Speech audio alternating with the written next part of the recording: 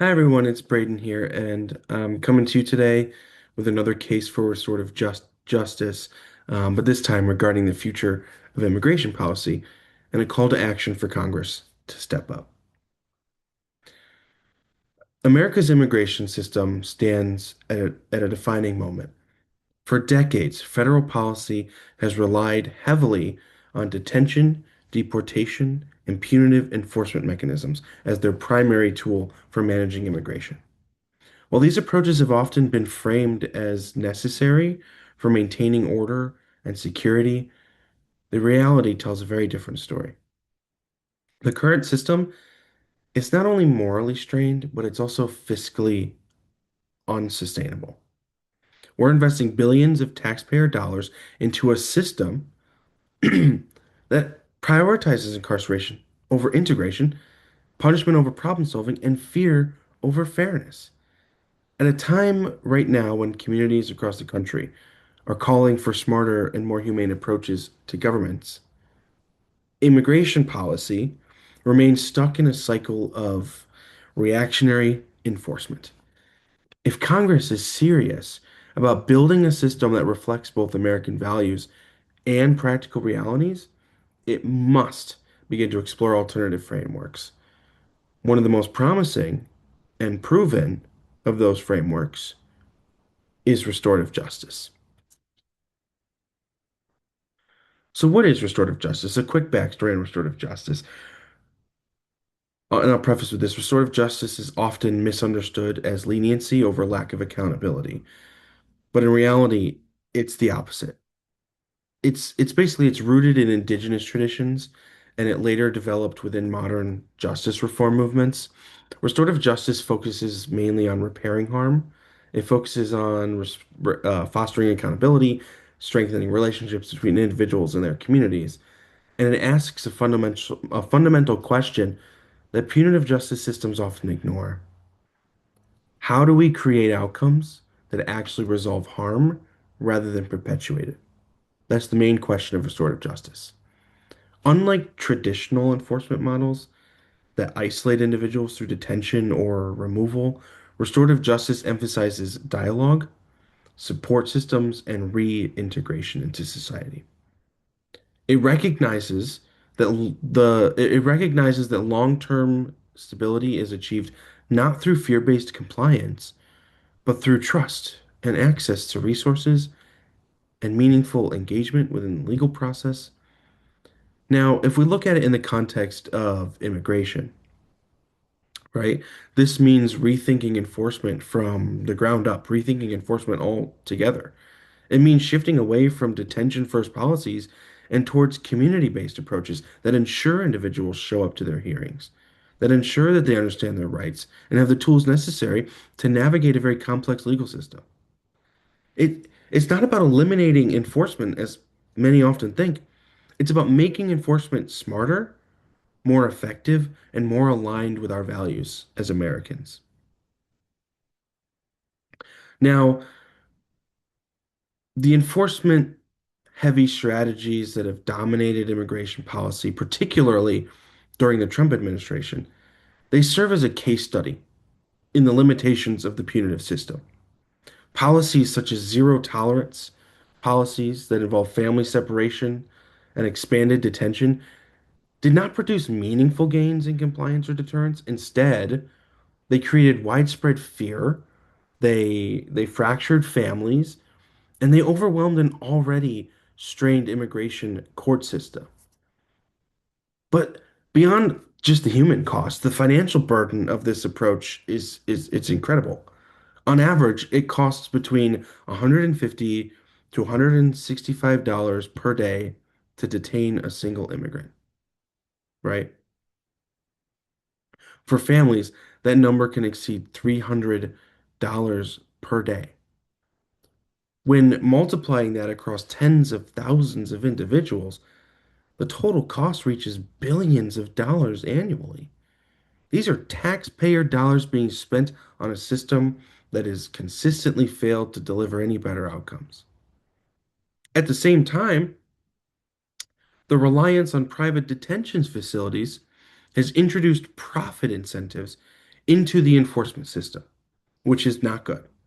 Further, when that happens, it further highlights how entrenched this system is and how we set a default response rather than we set up a we it encourages the default response to this to being incarceration rather than having incarceration be a last resort. And this structure, it doesn't reward efficiency or effectiveness. It only rewards volume. And that's where we start to see the problem. Incentivizing incarceration. When people start making money on something, they tend to keep doing it. And that's what we see when we start to introduce profit into the enforcement system, and that's not good. So, what does the data show? We can have a lot of talk, but what does the data show? One of the most persistent arguments in favor of strict enforcement is that it's necessary to ensure compliance with immigration proceedings. However, though, the data overwhelmingly contradicts that claim. Community-based programs and community-based alternatives to detention have demonstrated court appearance rates exceeding 90%, with some programs achieving compliance rates as high as 97 to 99%. These outcomes are not anomalies. They are consistent across all of these studies and pilot programs. The reason for that, it's quite simple. People are more likely to comply with systems they understand and trust. When individuals are provided with legal guidance, with case management support, with clear communication, they overwhelmingly follow through on their obligations. The tension, on the other hand, often creates confusion. It limits access to legal counsel and it disrupts their very stability it disrupts the very stability that encourages compliance. This data reveals a critical truth. The effectiveness of immigration policy is not determined by how harsh it is, but how functional it is. Now, although federal policy is often slow to evolve, local governments can act, and some have already. Local governments have begun to lead the way. Cities like Buffalo and New York City have taken steps to limit cooperation between local law enforcement and federal immigration authorities like ICE. These policies are often mischaracterized, right, as political statements, but in reality, they are grounded in public safety. When immigrant communities fear that any interaction they have with local law enforcement could result in deportation, they are way less likely to report crimes or to seek assistance if they need it or to cooperate with investigations. This completely erodes the trust and makes communities less safe overall. If we draw a clear line in the sand between local policing and federal immigration enforcement, cities and towns and communities are strengthening relationships between law enforcement and the communities that they serve. And this approach, it really reflects the core principles of restorative justice. Principles like building trust, promoting accountability, creating systems that work for everyone and not just those in power or the privileged or the rich. That's what we can do locally. Now, what does full implementation of restorative justice on immigration policy look like? Implementing restorative justice in immigration policy, frankly, it would require a fundamental shift in how we think about enforcement. Instead of defaulting to detention, individuals will be placed in structured community-based programs that provide comprehensive support. Now, these programs would include case management services to help individuals understand and navigate legal process. It would include access to legal representation and connections to housing, employment, and other social services. It would also incorporate regular check-ins and monitoring. This would replace the default of incarceration because we would still have an ability to monitor them and hold them accountable.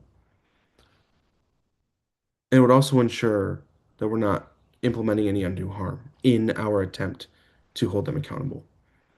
But most importantly, these systems, they already exist. We get a lot of pushback sometimes because people are scared to implement brand new systems, but they already exist. Pilot programs, nonprofit-led initiatives, they've all demonstrated their effectiveness time and time and time and time again. The challenge is not creating new solutions. It's scaling the already existing ones that we have and making them the standard. So what can Congress do? Congress has a clear path forward if they choose to act. The first step is to expand funding for alternatives to detention, redirecting resources away from costly detention centers and toward community-based programs that deliver better outcomes at a fraction of the cost. Secondly, lawmakers must guarantee access to legal representation in immigration proceedings. Currently, the dynamic that we have, a significant portion of detained immigrants navigate our legal system without an attorney, placing them at a huge, huge disadvantage. Ensuring access to counsel is not only a matter of fairness, it's a matter of efficiency. Third, Congress should reduce its reliance on private detention facilities, eliminating the financial incentives with enforcement that prioritize incarceration over effectiveness. And also, they need to invest in community integration programs that support immigrants as they contribute to local economies and civic life. Because these immigrants, they work, they vote, they pay taxes. And lastly, we need to have stronger oversight and accountability measures. We must implement them to ensure that immigration enforcement aligns with human rights standards, but also operates transparently.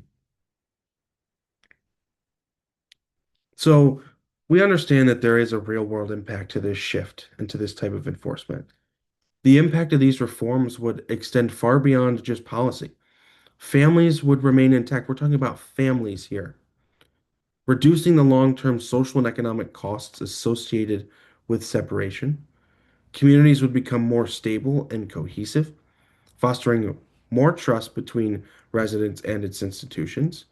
Local economies would benefit from increased participation and productivity, as immigrants are better positioned to work, contribute, and invest in their communities. But perhaps most importantly, the United States would begin to realign its immigration system with its fundamental values. For a nation that has long defined itself as a place of opportunity and refuge, this shift is not just practical, it's necessary to maintain that standard. So I'll leave with this. Restorative justice is not about abandoning the rule of law. It's not about being lenient on crime. It's about strengthening it. It's about recognizing that a system built solely on punishment cannot address the complex human challenges that are involved with immigration policy. Immigration is not just a legal issue, it's a human one, shaped by economic conditions and global instability and the universal pursuit of safety and opportunity. Congress, right now, faces a clear choice. It can continue to invest in a system that is way more expensive, way less effective, and deeply harmful in nature, or it can embrace a model that is proven to work both economically and socially. The path forward is clear.